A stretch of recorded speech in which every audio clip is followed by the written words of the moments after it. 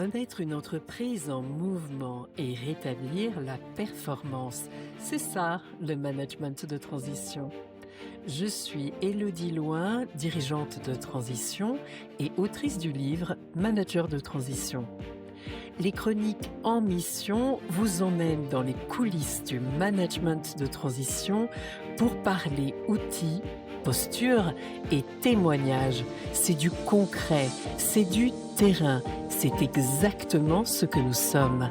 Bienvenue en mission, le canal de celles et ceux qui avancent, s'ajustent et transforment les organisations mission après mission. Aujourd'hui, nous avons la chance d'accueillir Hélène Campourcy. Hélène, c'est l'alliance rare de la finesse, de la rigueur et j'ajouterais d'une grande humanité. Hélène, bienvenue en mission. Merci Élodie, quelle introduction. Merci beaucoup.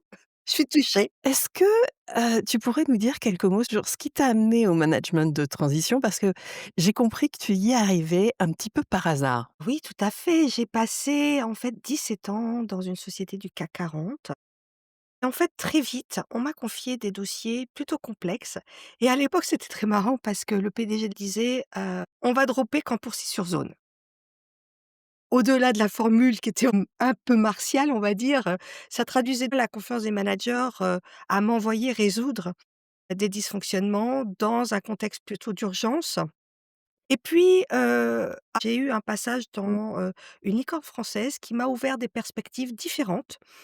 Hem et puis j'ai eu une mission, qui était prévue pour 1 an, pour piloter la mise en œuvre, de la smart city de la ville de Noisy-le-Grand et là j'ai, adopté, une posture à la fois de directeur de la transformation, mais aussi, conseillère stratégique.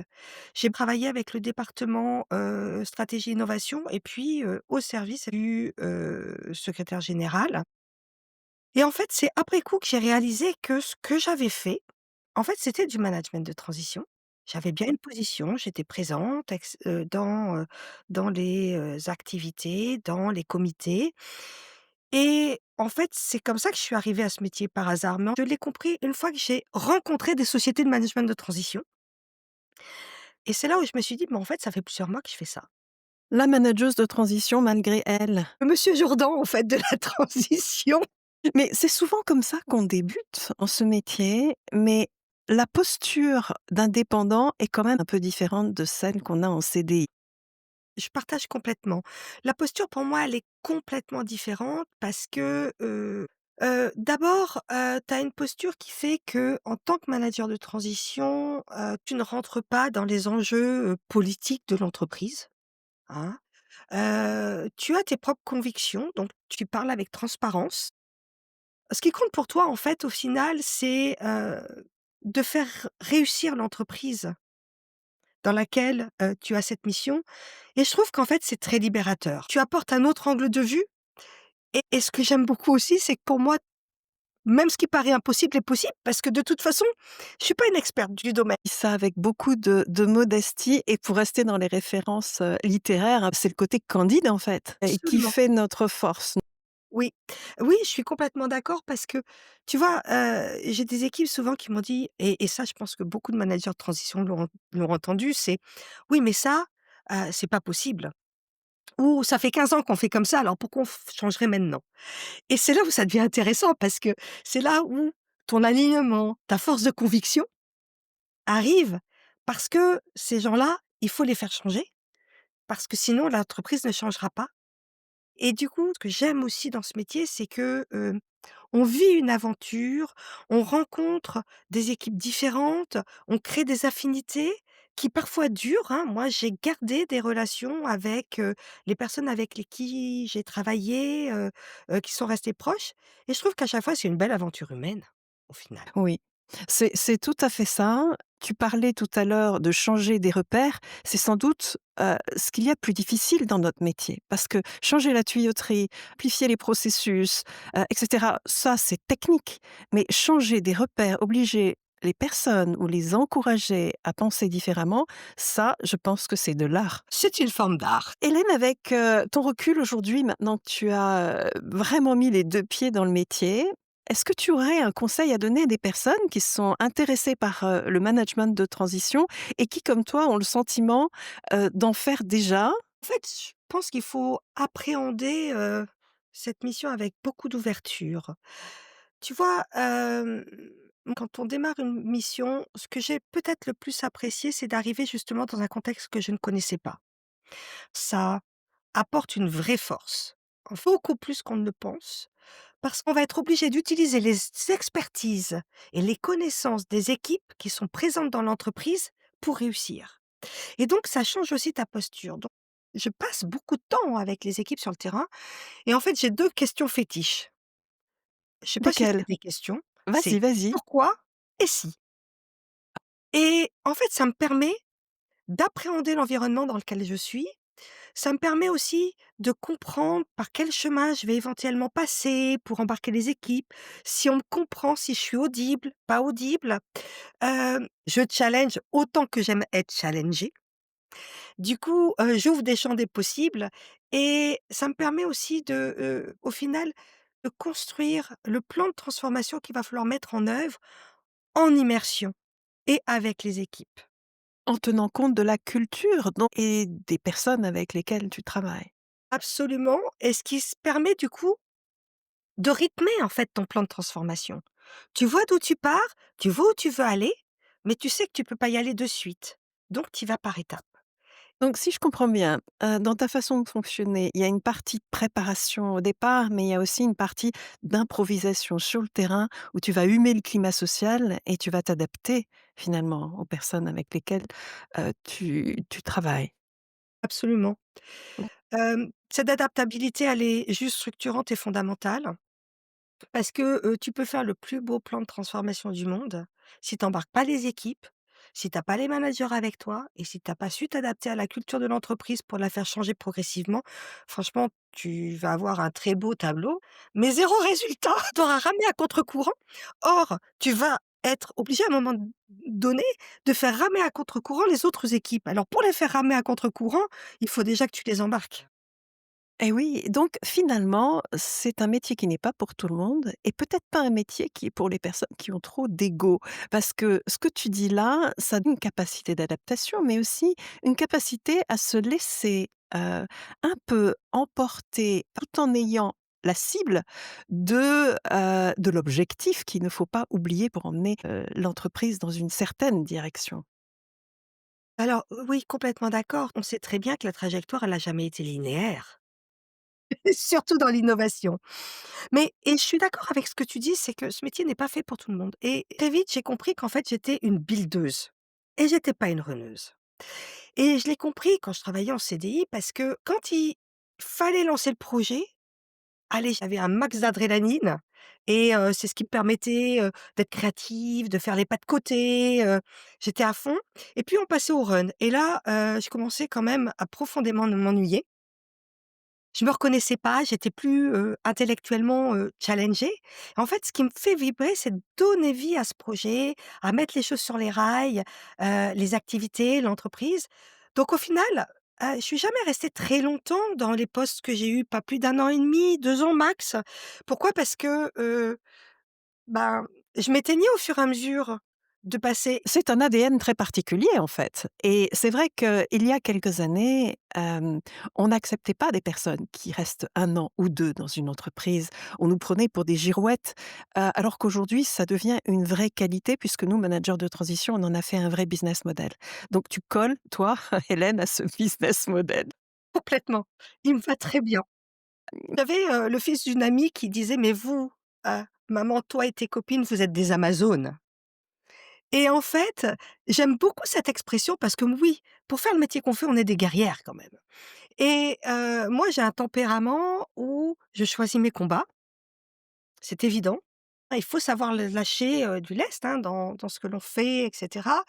Pour autant, quand j'ai des convictions, j'ai pas peur d'aller à la guerre, comme on dit, hein, à la bataille pour, défendre ses convictions. Lorsque je pense en plus qu'il y a une forme d'injustice. Alors ça fait partie de mes valeurs, hein, et là on aborde le côté des valeurs. mais je n'ai pas peur de me confronter à des points de vue différents, que ce soit portés par des hommes ou des femmes autres, mais si je ne suis pas convaincue, j'y vais, je vais discuter parce qu'il faut qu'effectivement on soit alignés, mais il y a ce respect, mutuel qu'on doit avoir et parfois, il faut savoir aussi, hein, ne pas se faire marcher sur les plates-bandes. C'est pas parce qu'on est manager de transition que, du coup, on doit laisser faire certaines choses. Donc je mets aussi, des règles du jeu et c'est très marrant parce que, pas plus tard qu'hier, j'ai, un de mes, collègues actuels, puisque je suis encore, en mission et qui me disait: «Écoute Hélène, ce que j'aime chez toi, c'est que tu ne lâches rien et pour autant, tu es vraiment là pour nous aider» et il me dit: «Franchement, je te le dis, je le pense». Il me l'a écrit et je me suis dit: «Il a pas tort». Mais c'est là que je reconnais bien ton mélange de force et en même temps de fluidité que tu démontres. C'est un beau compliment qu'on te fait. Hélène, tu as encore une autre activité qui est ton investissement dans Think Innov et qui apporte une approche finalement à la fois exigeante et durable de l'innovation. Qu'est-ce qui t'a donné envie de t'y engager personnellement? Alors, en fait, c'est une association que j'ai fondée il y a maintenant 10 ans. À l'époque, j'étais toute nouvelle dans, le monde de l'innovation et je rencontrais des femmes et je me suis dit: «Il faut aussi replacer ces femmes au cœur de l'innovation» et puis, comment soutenir aussi ces femmes qui étaient entrepreneuses et donc j'ai créé à l'époque Pinkynov. D'ailleurs, on a écrit un livre qui s'appelait «Le côté rose de la force, les femmes au cœur de l'innovation». Puis, progressivement, Kinov s'est ouvert à la mixité parce qu'en innovation homme-femme, on est quand même très complémentaires et puis, à ce moment-là, j'ai pris le virage de l'innovation responsable. Puis c'est Pinkinov s'est transformé en Thinkinov, même si, les hommes ont un côté rose quand même en eux et aujourd'hui, j'organise, des dîners entre dirigeants sur l'innovation responsable et sur la stratégie et puis aussi, j'ai créé un atelier de modélisation d'innovation régénérative, sur lequel, une petite équipe m'a challengée et puis ensemble, on a avancé et aujourd'hui, on se fait challenger par des dirigeants de l'innovation, dans des grosses sociétés qui viennent soit des grands groupes, des PME, des ETI et je crois que cette association, en fait, pour moi, c'est une façon aussi de continuer à apprendre, à continuer à me challenger, sur des horizons auxquels je suis pas toujours confrontée dans mon métier, de transition, mais qui me nourrit et qui m'apporte de nouvelles méthodes, qui m'ouvrent des champs des possibles. Hem et en fait, avec pour objectif d'un côté pour de préparer, les générations futures et de l'autre de dire: «Mais comment je me différencie dans mon métier? Comment je me réinvente moi aussi dans mon métier?» Bien sûr, en réinventant, d'autres métiers, tu te réinventes constamment, aussi et quelle richesse! Comment arrives-tu à concilier toutes ces activités, en parallèle? Certains diraient que je suis hyperactive au final. Non, je pense pas, mais ça demande beaucoup d'investissement, de travail. Après, je pense que tu vois, j'ai vraiment appris, à dire: «OK, qu'est-ce qui est essentiel et qu'est-ce qui relève du détail?» et je vais à l'essentiel, c'est ce qui me permet effectivement de convertir à chaque fois. Je dis pas que c'est facile, hein, mais je pense que ça me challenge tellement que ça me permet de rester aussi, celle que je suis, avec l'énergie que j'ai et je crois que je suis conçue comme ça. Il faut pas essayer de se refaire quand on est conçu avec une tête bien faite et plein d'énergie et puis finalement, peu importe ton activité, que ce soit du management de transition, que ce soit, au sein des associations, dans l'innovation, finalement, avant tout, c'est une histoire d'humain. Absolument, c'est une histoire d'humain. C'est le plus important. Moi, l'humain, pour moi, c'est fondamental parce que d'abord, dans nos métiers, sans l'humain, on fait pas grand-chose et puis, l'humain pour moi, c'est, qu'est-ce que je pourrais dire sur, l'humain? C'est tellement de belles rencontres. Bah, tout simplement, l'humain, je l'ai vécu dans toutes, mes missions et si je prends l'exemple, d'une mission que j'ai eue en cybersécurité et dark web. Alors là, on était très loin de ma zone de confort, hein et quand on m'a proposé cette mission, je connaissais pas le secteur et en fait, j'étais, très challengée frontalement parce qu'en plus, quand tu arrives dans ce domaine-là, tu es face à des experts. Ils te regardent un peu de haut en disant: «Mais toi, la petite robe rose là, tu connais pas grand chose» et au final, ce que j'ai trouvé, sous Cette première couche, c'est vraiment, une équipe hyper compétente, des gens qui voulaient avancer, qui connaissaient bien leur métier, qui étaient des experts, mais au final qui étaient complètement bloqués, non pas par leur savoir-faire, mais par un manque de méthodologie, de vision. Et donc, j'ai commencé à construire, un plan de transformation avec elles en m'appuyant sur leur expertise. Et comme j'avais pas ce regard d'expert et que j'étais là en toute humilité, en fait, je leur apportais un autre angle de vue et je remettais un certain nombre de sujets, au cœur de l'entreprise en termes de débat, ce qui changeait justement l'approche que j'avais et je crois que c'est ce qui a fait cette différence parce que, on était des hommes et des femmes différents, mais moi j'étais à leur écoute. Les collaborateurs sont toujours bienveillants avec quelqu'un qui ne connaît pas parce qu'ils sont en train de partager leur expérience.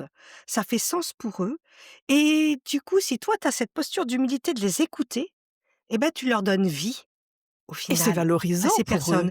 Ils sont valorisés et en fait, tu te rends compte que au final, c'est cette vraie force qui fait que tu les embarques et au final, que sans eux, tu ferais rien et en même temps, ils se rendent compte que toi, tu as plein d'autres choses à leur apporter que eux n'avaient pas vues. Oui, c'est ça. Tu es donc un vrai catalyseur. Quand j'arrive et que je connais pas le secteur, ma première étape, c'est de rencontrer tout le monde.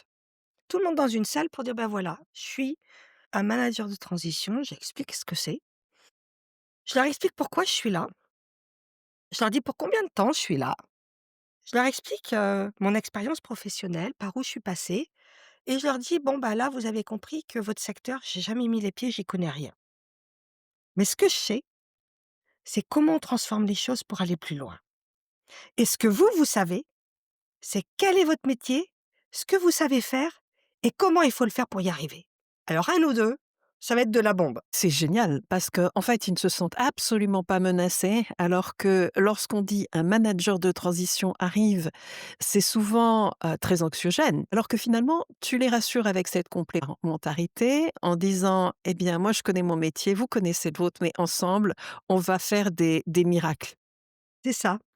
Je crois que les feedbacks inattendus que j'ai pu avoir, c'est, des personnes qui m'ont dit, par exemple, «On savait que tu étais manager de transition, mais jusqu'au bout, on a espéré que tu allais rester». Moi, j'ai toujours eu des missions qui étaient renouvelées et en fait, ils s'installent et ils croient que tu vas rester avec eux et puis j'ai eu d'autres fois des choses inattendues où, plusieurs fois, quand j'ai quitté, mes postes, bah, les équipes m'ont fait des cadeaux. Donc je trouve ça touchant parce que ça veut dire que tu as laissé quelque chose au final et ils te remercient.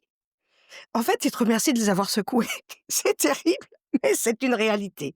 Quand on arrive en mission, on a un objectif, celui de les sortir de la panade et quand tu as réussi finalement à débloquer une situation et ils en ont fait partie puisque tu les as embarqués, il y a toujours une forme de reconnaissance et puis il y a des liens humains qui se créent Oui, aussi, hein. Tu restes en contact complètement. avec tes équipes ou en tout cas une partie de tes équipes et ce qui fait qu'on a une continuité après la mission, finalement. Oui, C'est pas une rupture. absolument. Non et puis tu t'es enrichi autant qu'ils se sont enrichis et ça, c'est une vraie force parce que ça te continue à grandir toi aussi et tu apprends beaucoup des autres. Quelle belle manière de conclure. J'ai toujours eu, l'image de l'abeille qui pollinise, les fleurs un petit peu comme un manager de transition qui va d'une entreprise à l'autre et qui s'enrichit tout en donnant le bénéfice, aux équipes de son savoir-faire et je trouve que c'est une très belle manière de conclure, cette discussion, Hélène. Est-ce que tu as un mot de la fin, quelque chose dont on n'a pas parlé et que tu aimerais dire aux personnes qui nous écoutent? Je dirais que, dans mon métier, ce qui est important, c'est, de savoir stabiliser l'organisation, d'impulser une dynamique, de mettre les gens en mouvement, d'accélérer la transformation et de créer les conditions pour que demain les équipes soient autonomes et puissent avancer sans toi. Et si j'avais un deuxième message à passer, j'aimerais, avoir un message plus pour les femmes, si tu es d'accord, Mais que je le absolument. partage et de leur dire: «Écoutez, faites-vous confiance. Moi, je suis arrivée dans des milieux que je connaissais pas et pour autant, ça ne m'a pas, déstabilisée. J'en ai fait une force.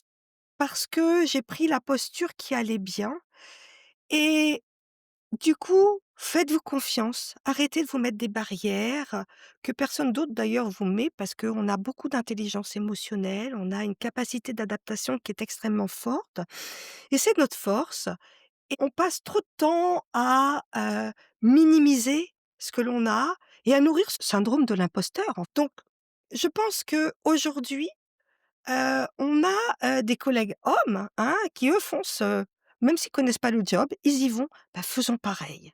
Faisons pareil, puis faisons-nous confiance, mais faisons aussi confiance aux équipes avec lesquelles on va travailler, parce qu'elles seront toujours bienveillantes et si on arrive avec humilité et authenticité, le reste, on l'apprendra en marchant et ça fonctionne. Quel beau conseil tu peux donner aux femmes, mais aussi aux hommes, parce qu'il y en a qui peuvent Ouais, douter, aussi. et forcément dans notre métier, on ne sait pas où on va, on ne connaît pas l'entreprise ni sa culture, mais le fait de se faire confiance à soi permet de faire confiance ensuite aux autres et tu l'as tellement bien dit Hélène. Merci infiniment d'avoir été avec nous et merci de ces partages très francs, très concrets, très cash.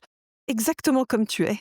Je pense que dans notre métier, il faut être soi-même, il faut rester authentique. C'est comme ça qu'on réussit. Donc merci, beaucoup Hélène. Merci à toi pour l'invitation et ravie d'avoir partagé cette expérience en espérant que ça allait inspirer, d'autres managers de transition et qu'eux aussi puissent partager. C'est comme ça aussi que, on grandit et qu'on apprend des autres. Aussi entre managers de transition. Nous sommes entre pairs, entre consoeurs, aujourd'hui et je sais qu'on se reverra très bientôt Hélène. Merci. Merci à Merci tous pour beaucoup. votre écoute. Au revoir. Merci. Au revoir. Vous venez d'écouter un épisode de En Mission, les chroniques du management de transition. Si ce partage vous a éclairé ou inspiré et que vous souhaitez vous lancer dans ce métier, je vous invite à poursuivre la découverte sur m2tmasters.fr, la première formation à distance dédiée aux managers de transition. Merci pour votre écoute et surtout, continuez à apprendre, transmettre et à transformer les organisations. Et pourquoi pas, à très bientôt en mission.